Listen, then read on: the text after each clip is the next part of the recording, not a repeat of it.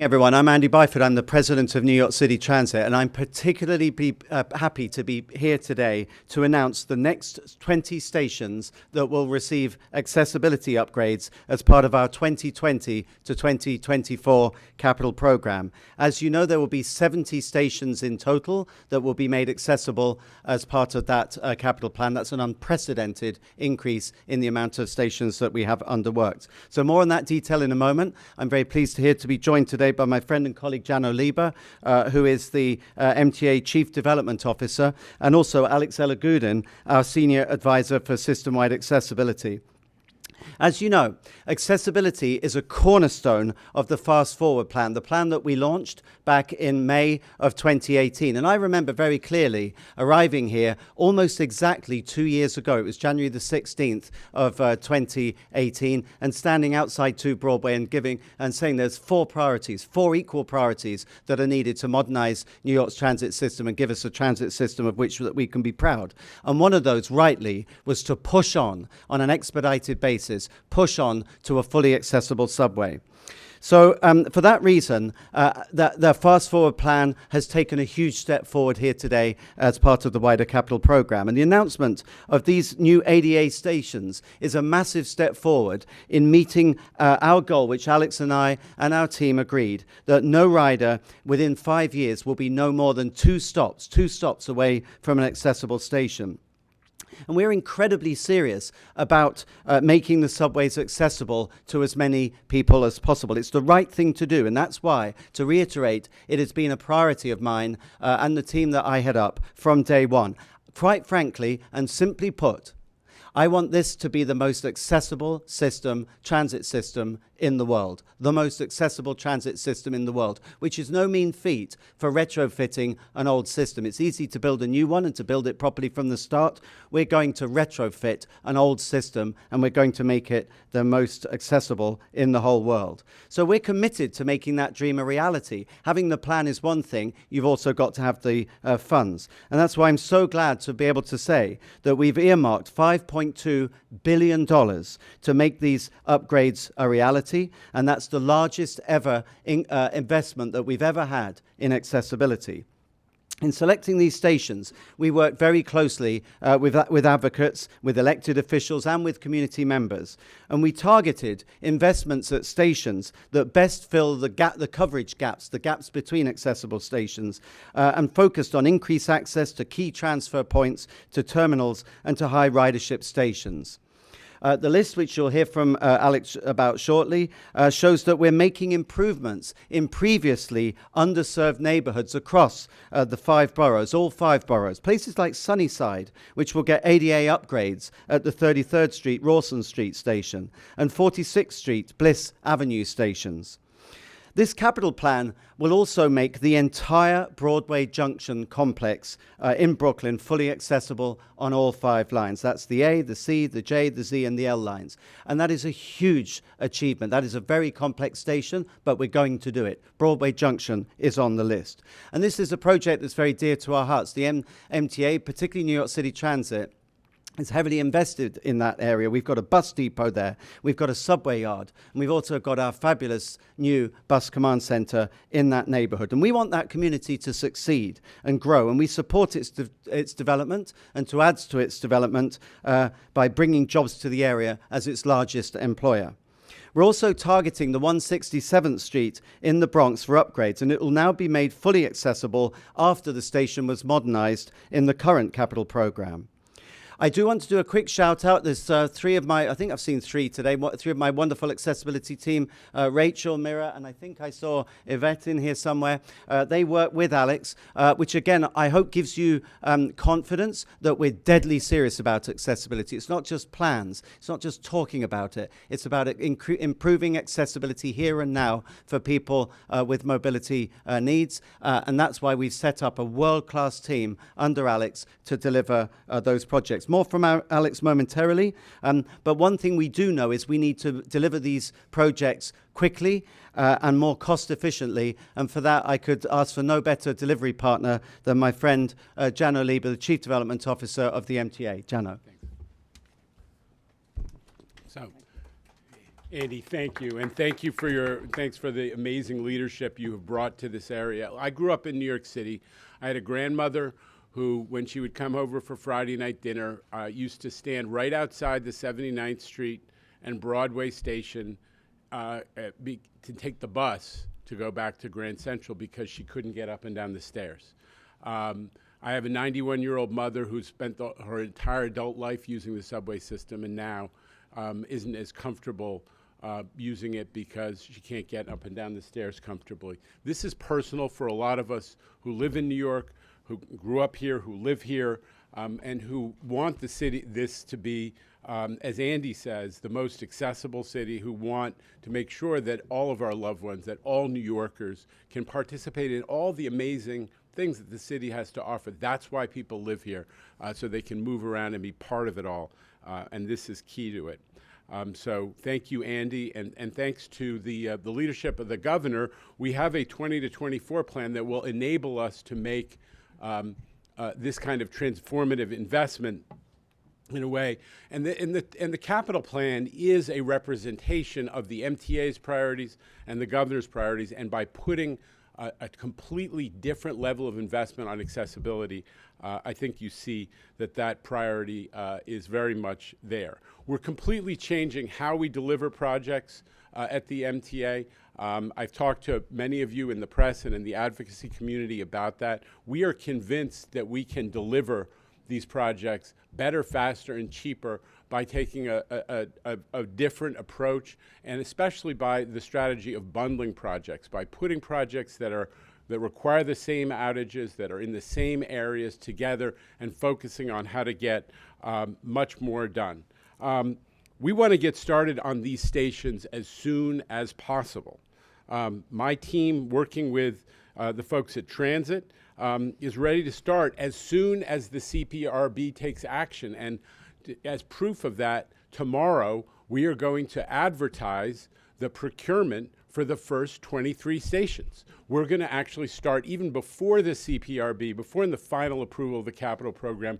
We are going to start the process of identifying the contractors who can do this work and selecting the contractors who will do the first 23 stations. That starts tomorrow, and we need that final CPRB approval so that we can actually spring into action immediately after. So I'm tremendously excited, and I'm also excited to be able to introduce Alex Elgudin, who has been such a great leader. Andy selected him as the first ever a senior advisor for system-wide accessibility, and he has been the leader in help working with the advocacy community, elected officials, and others into the selection of the 70 stations. Alex? Thank you, and I'm super excited to be making this announcement today. I mean, in under 2 years that I've been at Transit, I think we've really changed the dialogue around accessibility from, at times being on our heels to now really being the aggressors, pushing forward, and today is a big step in that.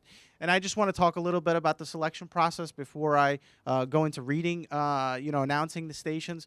We try to be incredibly strategic when we select which stations. We know we have, a pot of money that has to go to a lot of different places and a lot of different priorities. So we absolutely, as Andy mentioned, we talk to disability advocates, we talk to public officials, we talk to community stakeholders, and in our kind of thinking, we know that, yes, in the borough of Manhattan, that is the most high ridership stations.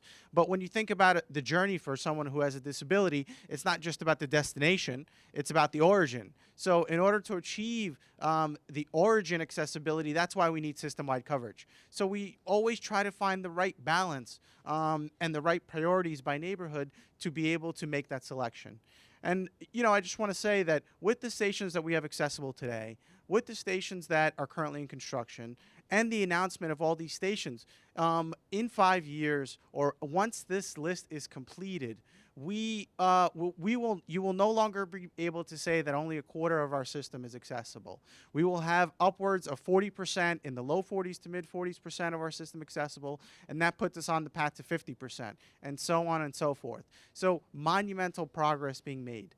And I just want to mention, when we look at ADA stations and the way that my team addresses accessibility isn't just vertical access. It's not only about elevators. As you know, with our J Street Accessible Station Lab project, we're making sure that our stations of the future that we consider ADA take into account all disabilities, whether it's those who are blind or low vision, those who are deaf or hard of hearing, those who may have cognitive disabilities.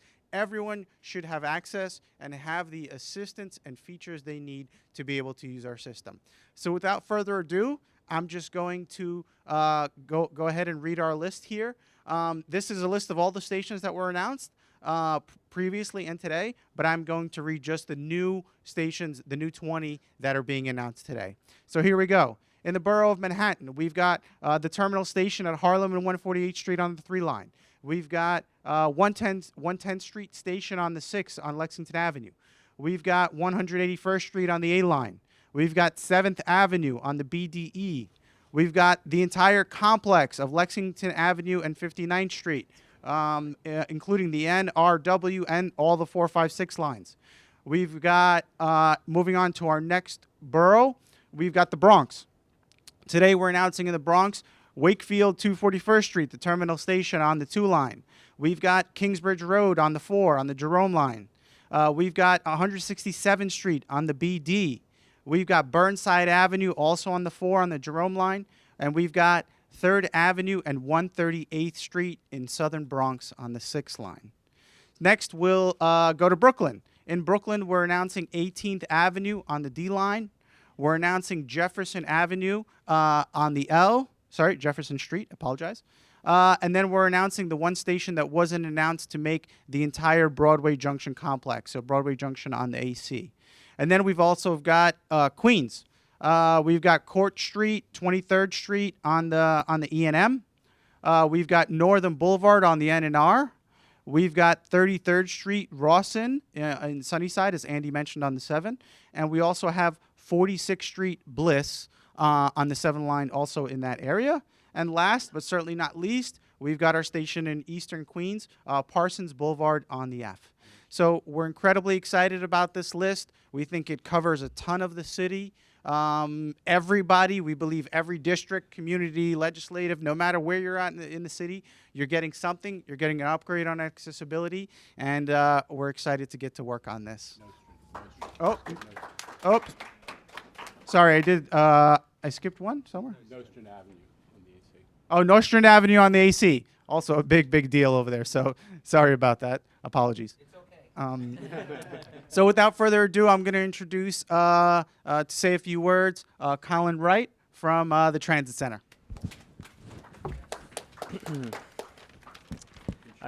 Good morning. I'm Colin Wright with Transit Center. We're Transit Center is a national foundation working to improve public transportation in cities across the United States. And we don't believe that a transit system is only as good as, excuse me.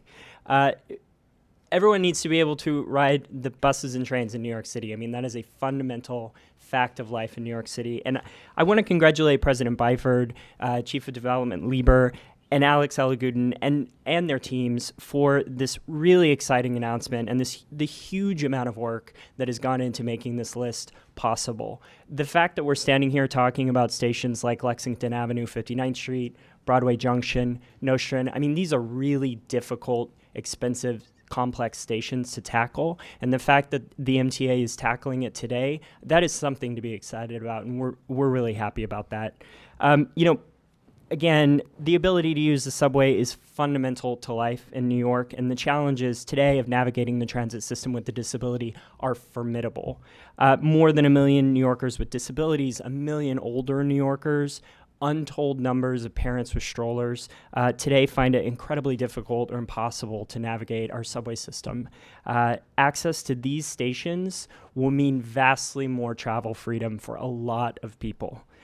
Notably, also, this list is concentrated on stations in the Bronx and Queens, providing new access to residents of large swaths of the city. So I want to say that President Byford deserves credit for seizing the moment when he started this job to put accessibility at the top of Fast Forward. We forget now, but that was a huge change in a short amount of time, and he really deserves a lot of credit for that. But there are dozens or even possibly hundreds of people at the MTA who are focused around the clock on making this happen, and they deserve credit too. And we're really thankful to everybody at the MTA who's putting in so much time to make this possible. And, you know, in delivering these stations by 2024, we expect that the MTA will develop practices that will accelerate project deliveries so they can fulfill the long-term goal of making all stations accessible by 2034. And to that, I'd like to give credit to Jano Lieber for some of the changes that he's making in terms of procurement and construction. We're really excited to see what he comes up with, and we all share the same goal of making all stations accessible by 2034. So for today, a big congratulations are in order, and thank you so much. Hi, I'm Lisa Dagley, and I'm the Executive Director of the Permanent Citizens Advisory Committee to the MTA. So we're an in-house rider advocacy organization that represents riders on New York City, on New York City Transit, Long Island Railroad, and Metro North. We were established in 1981. What a difference in accessibility since 1981. So today there are 20 additional stations that are being announced, in addition to bring it close to the 70 that have been committed to as part of this capital plan. And it's a really exciting day for riders, and we're looking forward to seeing, to being able to take the elevators, and to for everybody in this room to be able to ride them. The greatest city in the world deserves the greatest transit system in the world, and one that's accessible to all. So today is really a great day in making a step forward, taking a step forward to getting us where we need to be. Next step is also a big one, which is getting CPRB approval, and we echo the concern or the interest in seeing CPRB move ahead and get these done, so the capital program in its entirety can move forward. Accessibility is a giant cornerstone. Making the entire system better is something that everybody in this room is trying to do, and we applaud you. And on behalf of all of the riders, thank you very much for the work that you do, and for the advocacy community for the work that you've done as well and continue to do. Thank you.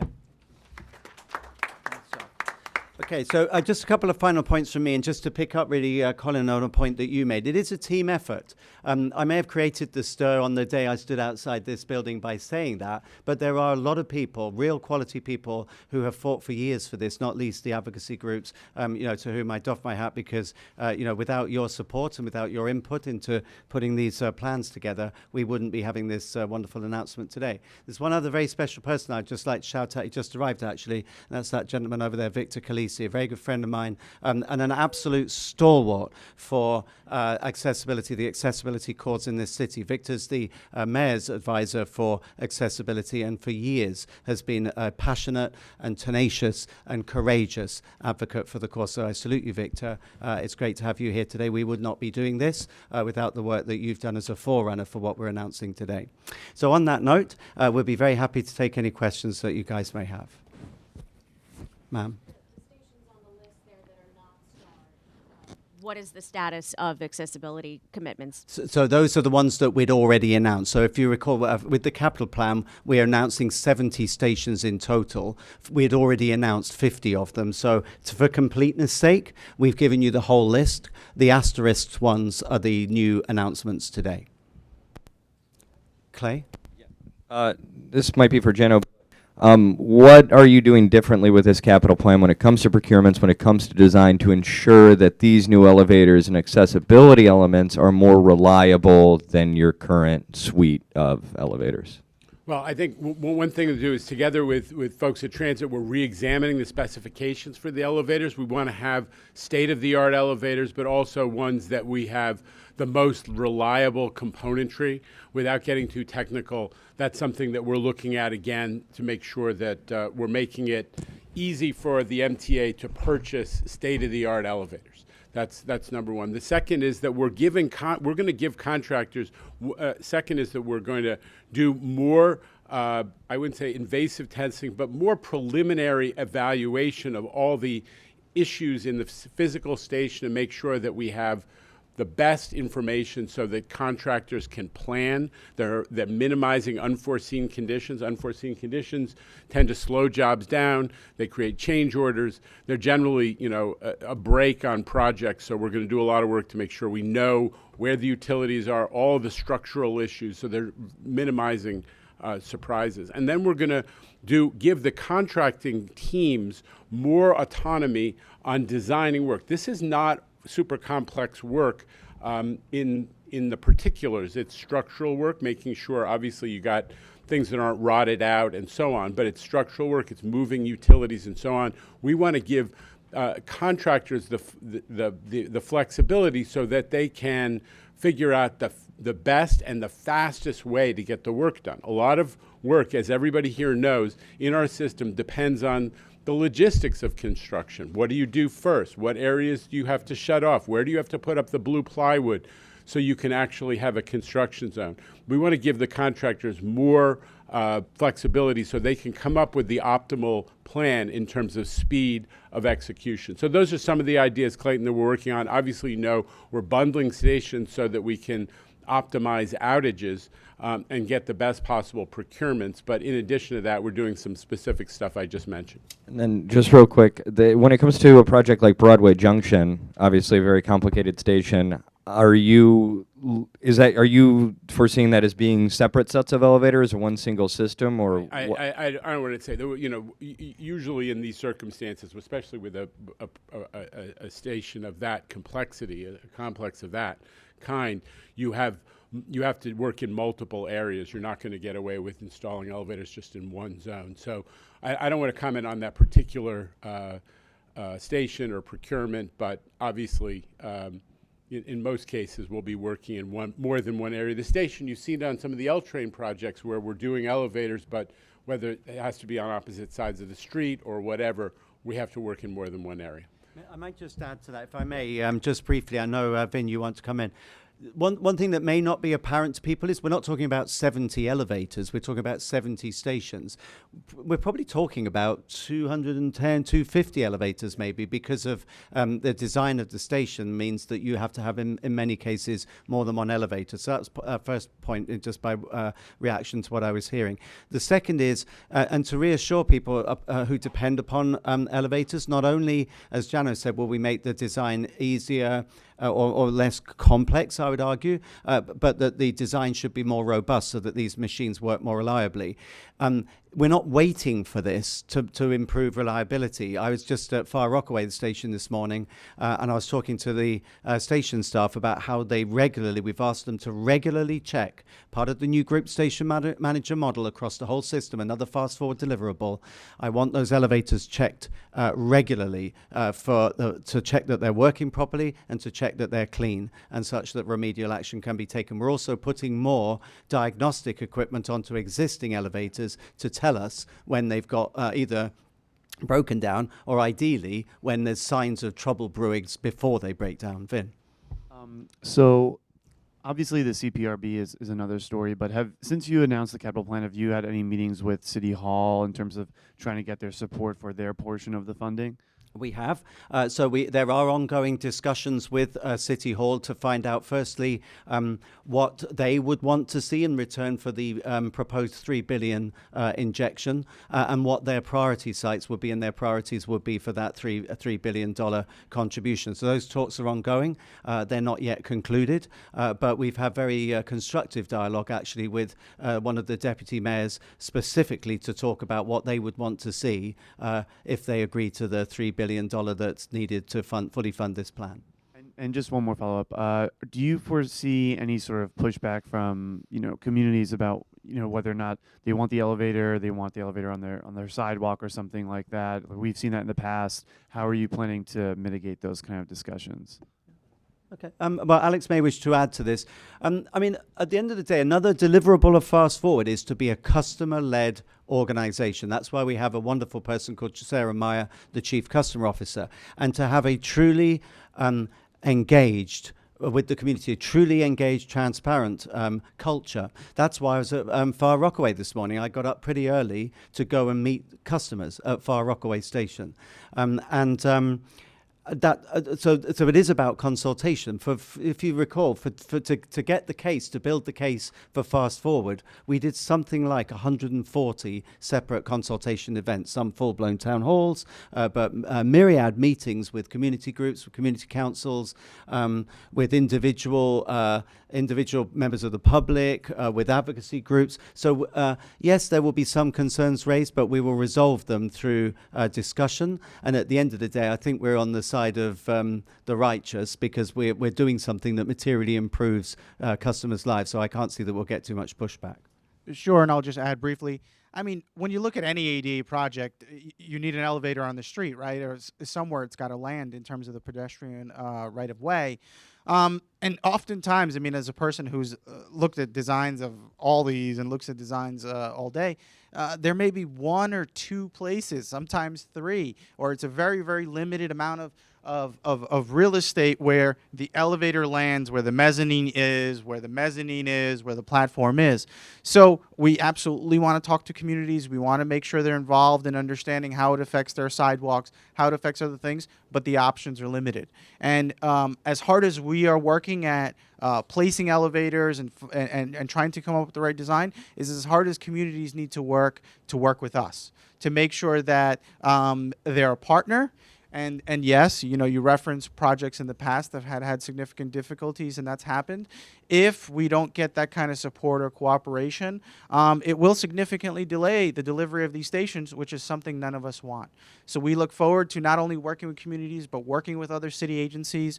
We do have great partners in the city at DOT, at DCP, at DEP, at all these other agencies that you know, have a lot of say and have their infrastructure in our streets. But we're super excited about working with them and about, you know, delivering these elevators as quickly and as efficiently as possible. Other questions, ma'am? You mentioned that the changes will not just be vertical and not just about elevators. What other upgrades and changes can riders expect? Sure. I mean, in our current core of accessible stations, we also, you know, do tactile edge warning strips. We do a lot of other features in terms of color contrast, putting in a gate so that customers who use wheelchairs can actually get through the fairway. And that's just what's been done in the past. With our future stations, the project we have right now at J Street, our accessible station lab, we're studying over 15 different features. Everything from tactile maps to floor tactile guideways to floor graphics to help with wayfinding, apps to help with wayfinding, new and updated signage. I mean, a whole array of different things. You know, once the J Street project is completed, we will come out with the results of our study, right? It was a pilot. So we hope that, you know, all 15 features work, but ultimately if it's 7 or 8 or 9 or 10, they will become part of the new standard of what an accessible station means to us as a transit system. And we hope and we do plan to have a lot of these features when you see the openings of the stations on this list, as well as working on our existing accessible stations to get those features there. Okay. As far as the newly announced station, how far along are they in the process? And I guess the other ones as well, the other 50, about how far along are they in the process? Well, I mean, some of them have it's a sort of pre-design type work that's already been done. Some of them are closer to what we would call the basics of a preliminary or conceptual design. Ultimately, we're only going to do a certain amount of design before, as I said before, we're going to engage the design and construction community to get their input and their innovations about how to design this. These are not exotic systems in most cases. How to design this specifically so that we can build it better, faster, and cheaper. That's where we are. Then we're going to do a little less design than historically transit has done, that MTA has done. And then we're going to really engage with the contractor and the design community on how to do this quickly. Is the goal to have them all complete by 2024 I or think all started by then? I think generally, I think it's probably the goal is to have as many of them complete by 2024 as possible. Definitely the goal is to make sure that all those projects are well underway and you know, that we've got all the money obligated, and those are all high-functioning projects firing on all cylinders, hopefully many of them done. So part of the capital plan also includes the replacement of 60-plus existing elevators. Given that work, is it fair to tell riders that, hey, while you're working on these improvements and while you're working on the replacement elevators, temporarily they can expect a slightly less accessible station while this or slightly less accessible system while this work is being done? I think that, Clayton, honestly, I think that's premature to say. What we're trying to do, Andy has made the maintenance and the improvement of the operation of the existing elevator system a huge priority. So there's no question that we are prioritizing the existing elevators, the existing accessibility features, even as we're trying to expand them. So I would never want to say, oh, we're going to downgrade accessibility. We're going to come up with a plan that optimizes, obviously, the end product, but we're going to be mindful of how we're doing, how we're impacting on the passenger experience and the accessibility levels while we're doing it. We're not just going to take it all down, while we're building. We're obviously mindful of the construction period as well as the end result. And I just want to add one brief thing. The topic of elevator maintenance and availability comes up a lot, but I will say, in my opinion, elevator replacement is the one single most meaningful thing we can do to help with that. Some of our elevators in our system are 20 years old or in some cases even older. And if you have a car or whatever, at some point, the level of maintenance that it needs is extreme. And we have teams committed. We have maintainers that respond in incredibly fast times. But replacing an elevator that is in your neighborhood, if it is one of the elevators that presents some challenges, is the single most meaningful thing we can do to make that work better and make it more available for you. That's why I think these elevator replacements that are included in our capital plan are incredibly significant and will help us greatly as we work towards improving and doing even better than our current elevator availability. And let me just add one other point and a shout out. Another member of our excellent accessibility team just walked in, Anika. A final point I would make is, Clay, I think you make a valid point about clearly we need to excel during this program, and not just the accessibility upgrades, but the whole station modernization, the signaling, resignaling. There's going to be so much going on that we have to excel at telling our customers what alternate routes need to be taken, what alternate travel arrangements there are if that's required, or even just within a station that's become, it's kind of a building site. We've got to really get good at letting customers know what's going on, or get better than ever at letting customers know what's going on, what's happening behind the hoarding. Here's the alternate route, maybe through a station. And that's where the group station managers, introduced as part of Fast Forward, will come to the fore. I will hold them accountable for keeping customers informed locally, keeping job sites nice and clean and tidy, and making sure that signage and navigation through the stations is excellent. Last question, anybody else? Okay, thank you. Thanks Thank very you. much. Thank you.